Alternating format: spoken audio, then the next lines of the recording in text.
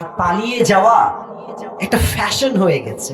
এই মেয়ে বলে কি, জান চলো পালিয়ে বিয়ে করি, আমাদের একটা বাবু হয়ে যাবে, আব্বা আম্মা এমনিতেই মেনে নেবে। এটা বদমাইশ যারা কিছু হইতে পারে না যুবক ভাইরা, ঠিক কিনা বলো?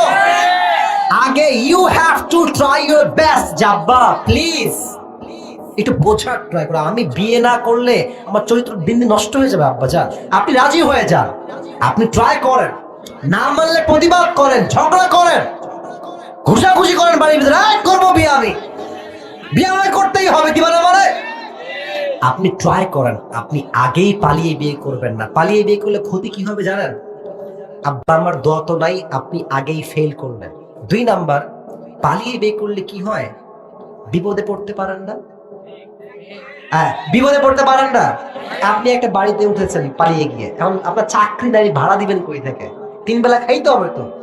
এখন বিপদে পড়েছিলে, কি করবে? আব্বা, আব্বা টাকা পাঠাও, আব্বা বিপদে পড়ে গেছি।